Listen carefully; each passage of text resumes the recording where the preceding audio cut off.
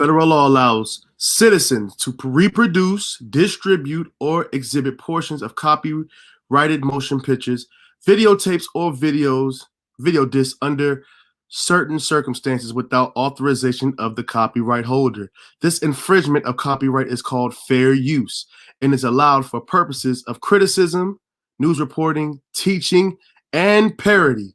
All right. Being in the entertainment industry and being married, like how does it really affect your home life and your personal life? Before you even start talking, nigga, then Erica Mena bends you over, nigga. Then she stick her up your. Am I tripping, chat? I'm not here to talk about nobody's sexuality. I'm not here to judge nobody what they're sexually into, my guy. But don't throw stones if you live in a glass house. Listen, I tell you, I made a whole video, bro. Only dirt niggas really got on. I mean, if you really want to dig, I mean, everybody got skeletons. But the only thing niggas can get on me is me reattaching my own locks. You got it. Bingo. I put my own hair back in. I didn't get it from nobody. I didn't buy it. I had niggas trying to buy it, but I wasn't willing to sell it. Niggas was talking about 5 stacks. Niggas was talking about 10 stacks. Might have gave it up, but they weren't trying to spend that much. That's how expensive these are. So yeah, I reattach my locks. So yeah, you can have that battle against me if that's what you want. I'm giving you the ammo. You dig? But back to DJ Envy. It ain't about LonnyKabal right now. My nigga, you out here talking about Kevin Samuels and going on niggas and niggas ain't got this, and it's not even your wife. It'd been a little bit better if your wife did it, but your side bitch put you on blast for her sticking a dildo up your ass. That's what Erica Mena said, allegedly. Allegedly. You know, it's funny. I had a conversation about this the other day. It's crazy because the entertainment industry is really demonic. So why are you in it? And when I say demonic, it's like if you look at everything it's based on, you worship money. It got out of when I was a kid. You loved music. You loved making music. You loved listening to music. Now it came into you love the money. Right. So now people do anything for money. So it's to a point where it's like if you don't check yourself, you could ruin your relationship because nigga, get to the point, nigga. You scared, nigga. You come from Queens. First of all, don't hit me with that. Look at this nigga's face. Look at this. Wow, nigga. Hey, listen. They do it to themselves, y'all. These niggas do it to themselves. They do it to themselves. Yeah, that nigga start. They get on my motherfucking nerve. I'ma call my wife. I ain't strong enough to fight that nigga. Yeah, we both men, but I'ma call my wife because I'm scared. She run my household. Yeah, I claim Queens, but really I came up in a 2-parent household and my dad's a cop. Nothing wrong with that, but in hip hop I gotta fake it like I grew up in a closet in some project fucking building, even though I had a great home. Yeah. Looking ass nigga. And come from an area where you're an average guy. You make a little money. Now you're Jay-Z. So now you have all these things around you, and people around you are around you not because of who you are, because of what your fame created. So a lot of people and a lot of artists, that's why you see a lot of people going through it, whether it's DMX, whether it's all these other shows that come on. Because everybody got a reality show now. And you see it. It's just a matter of catching it before you. I mean, like any other man would, you go crazy. Any of us stay together to make sure that bomb doesn't explode. That, and, you know what I mean? It was actually tighter because it was. How did it affect you when the star went at you guys? It actually made our marriage and relationship closer. You know what I mean? It was actually tighter because it's kind of like anything else. It's like, I'm doing me, she's doing her, I'm working, and then when somebody throws a bomb or a grenade at the house, we all got to ante up and stay together to make sure that bomb doesn't explode and destroy that house. How did you react when you first heard that? I mean, like any other man would, you go crazy. You want to put hands on somebody. Yeah. So why didn't you, Envy? What's up with a fade, my nigga? Oh, shit, almost bust my ass. What's up with a fade, nigga? Why didn't you? there's nothing wrong with a gentleman's fade. If he disrespected you, I gotta hear this shit again. If he disrespected you like you claiming that he did, bro, fade him.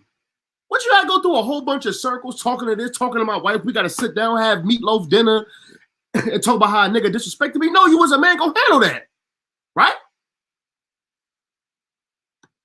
And it's one of those things I thank her every day because in my relationship, she's the smart one. She's the one that says, chill the fuck out, think about what you're gonna do before. You know what I mean? And that's how she's always been. You know, I've been with this woman for 18 years. We've been married 11. Ups, downs, lefts, rights, you know, this whole industry. She was there when I was packing up mixtapes and taking it to every bootlegger in New York. So she's the smart one. So she's the smart one. You follow her lead. Got it. Hey, something used to make me upset because I came from the place where, you know, my pops is a cop, and my pops was one of those dudes where he's the type of dude that be like, if somebody say something, he'll put his gun to the side, let's shoot a fair one. Right. And that's what he taught me. Like, you know, if you talk tough, let's fight. Let's shoot the fade, and then if I knock you out, I'll pick you up and say, you know what, have a good day. If you knock me out, pick me up good. But when I got in this industry, it was all this fakeness. You know what I mean? All this fakeness. Like, and when people get emotional, they don't know how to stay the coast. They get emotional and start going crazy. Yes. You know, like I had a one jock talk about my kids, right? Hold on for a second.